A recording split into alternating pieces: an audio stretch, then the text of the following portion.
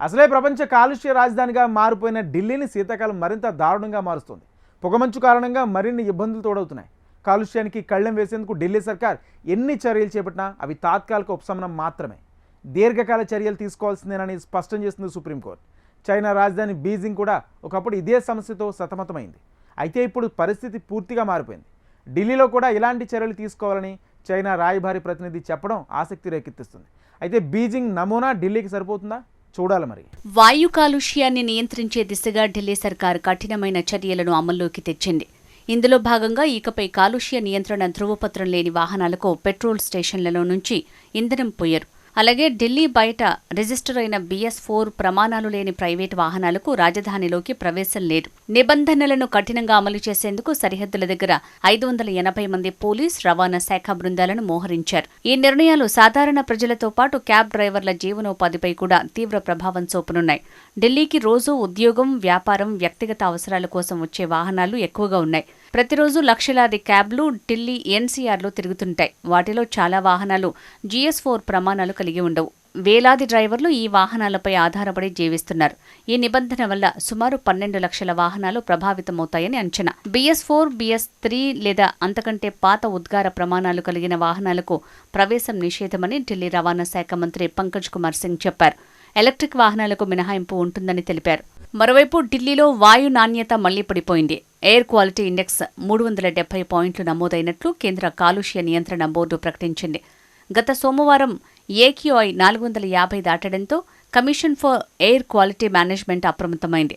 అది వెంటనే graded response action plan అమల్లోకి తెచ్చింది. ఇందులో భాగంగా నిర్మాణ పనులు, భవనాల కూల్చివేత పనులను తాత్కాలికంగా ఆపేశారు.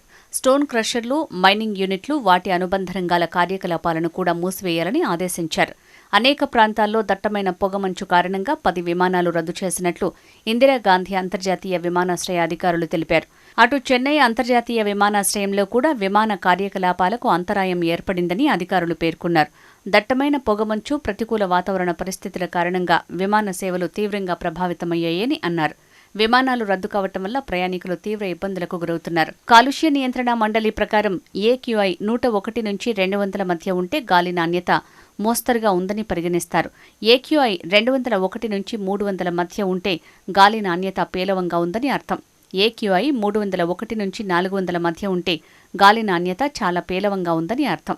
ఒకవేళ AQI 400 దాటితే గాలి నాణ్యత తీవ్రంగా తగ్గిపోయిందని భావిస్తారు. AQI 450 దాటితే గాలి నాణ్యత అతి తీవ్రంగా దెబ్బతిందనే నిర్ధారణకు వస్తారు. 500 లేదా అంతకంటే ఎక్కువ AQI నమోదైతే చాలా ప్రమాదకర స్థాయిలో గాలి నాణ్యత తగ్గిందని భావిస్తారు.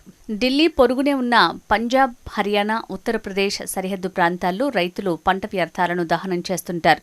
ఈ విధమైన చర్య వల్ల గాలి కాలుష్యం పెరిగి గాలి నాణ్యత తగ్గిపోతోంది. ఒకవేళ వాయు కాలుష్య నియంత్రణ కోసం ఢిల్లీ పరిసర రాష్ట్రాలు సంయుక్త వ్యూహాన్ని సిద్ధం చేసుకుంటే ఈ పరిస్థితి మారే అవకాశాలు ఉంటాయి. కానీ ఢిల్లీ, పంజాబ్, హర్యానా, ఉత్తరప్రదేశ్ పరస్పర నిందలతో కాలాన్ని వెల్లదీస్తాయి. ఇటీవల సుప్రీంకోర్టు ఢిల్లీలో కాలుష్య తీవ్రతపై కీలక వ్యాఖ్యలు చేసింది. ఆ సమస్యకు తాత్కాలిక పరిష్కారాలు కాకుండా ఆచరణాత్మక పరిష్కారం గురించి ఆలోచిద్దామని సుప్రీంకోర్టు వ్యాఖ్యానించింది. కాలుష్య నియంత్రణ చర్యల నేపథ్యంలో పనులు నిలిచిపోయి ఖాళీగా ఉన్న నిర్మాణ కార్మికుల పరిస్థితిపై ఆందోళన వ్యక్తం చేసింది. పర్యావరణ కార్యకర్త MC మెహతా దాఖలు చేసిన పిటిషన్ను బుధవారం విచారించిన ప్రధాన న్యాయమూర్తి జస్టిస్ సూర్యకాంత్ నేతృత్వంలోని ధర్మాసనం కీలక ఆదేశాలు జారీ చేసింది. పని లేకుండా ఉన్న కార్మికులను ముందుగా సరైన విధంగా గుర్తించి వారి బ్యాంకు ఖాతాల్లో నేరుగా ఆర్థిక సహాయం జమ చేయాలని ఢిల్లీ ప్రభుత్వాన్ని ఆదేశించింది.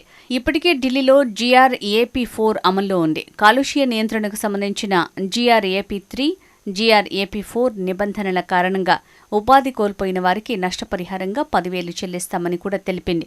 ఢిల్లీలోని ప్రభుత్వ, ప్రైవేట్ సంస్థల కార్యాలయాలు గరిష్టంగా 50% ఉద్యోగులతో మాత్రమే పనిచేయాలని అక్కడి ప్రభుత్వం ఆదేశించింది. తమ సిబ్బందిలో 50% మందికి తప్పనిసరిగా వర్క్ ఫ్రం హోం సౌకర్యం కల్పించాలి.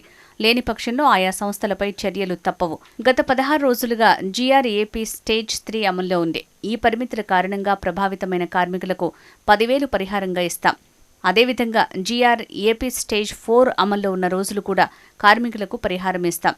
ఈ ప్రయోజనాలు కేవలం నమోదు చేసుకున్న కార్మికులకు మాత్రమే వర్తిస్తాయని ఢిల్లీ కార్మిక మంత్రి కపిల్ మిశ్రా తెలిపారు. ఇక ప్రభుత్వానికి వ్యతిరేకంగా నిరసనలు చేస్తున్న ఆమ్ ఆద్మీ పార్టీపై కపిల్ మిశ్రా విమర్శలు గుప్పించారు. ఈ సీజన్ వస్తే చాలు వాళ్ల ముఖ్యమంత్రి కేజ్రీవాల్ పారిపోయేవారు. కానీ మా సీఎం రోడ్డుపై ప్రజలతో ఉన్నారు. వారు దీనిని రాజకీయం చేస్తున్నారు. కాలుష్యం ఉండటం మా తప్పే. ఎందుకంటే 30 ఏళ్ల సమస్యను 5 నెలల్లో తొలగించలేం అని కపిల్ మిశ్రా అన్నారు. మరోవైపు ఢిల్లీలో కాలుష్యాన్ని కట్టడి చేసే దిశగా చైనా రాయబార కార్యాలయం కీలక సూచనలు చేసింది. వేగవంతమైన నగరీకరణ క్రమంలో వాయు కాలుష్యం వల్ల కలిగే ఇబ్బందుల గురించి భారత్, చైనాలకు బాగా తెలుసని చైనా రాయబార కార్యాలయం అధికార ప్రతినిధి యూ జింగ్ ట్వీట్ చేశారు. ఒకప్పుడు ప్రపంచ పొగమంచు రాజధానిగా పిలిచిన చైనా రాజధాని బీజింగ్లో గత 10 ఏళ్ల వ్యవధిలోనే గాలి నాణ్యతను గణనీయంగా పెంచగలిగామని ఆమె పేర్కొన్నారు. కాలుష్యాన్ని బీజింగ్ నగరం ఎలా ఎదుర్కొందనే సంపూర్ణ సమాచారంతో స్టెప్ బై స్టెప్ సూచనలను ఎక్స్ వేదికగా యూ జింగ్ ట్వీట్ చేశారు. వాయు కాలుష్యం తగ్గక ముందు, తగ్గిన తర్వాత బీజింగ్ నగరం ఎలా ఉందనేది సూచించే ఫోటోలను ఈ ట్వీట్లో జతపరిచారు. డిసెంబర్ 15వ తేదీ నాటి బీజింగ్, ఢిల్లీ నగరాల గాలి నాణ్యతా సూచికల స్క్రీన్ షాట్లను కూడా ఆమె జోడించారు. వీటి ప్రకారం ఢిల్లీలో గాలి నాణ్యతా సూచి 447 పాయింట్లు, బీజింగ్లో గాలి నాణ్యతా సూచి 67 పాయింట్లు ఉంది. స్వచ్ఛమైన గాలిని సాధించటం అనేది రాత్రికి రాత్రి జరిగే పని కాదు. అయితే నిర్దిష్ట దీర్ఘకాలిక చర్యల ద్వారా దాన్ని సాధించొచ్చు. ఈ క్రమంలో వాహన ఉద్గారాలను నియంత్రించాల్సి ఉంటుంది. చైనా ఇలాంటి కఠిన చర్యలనే బీజింగ్ నగరంలో అమలు చేసింది.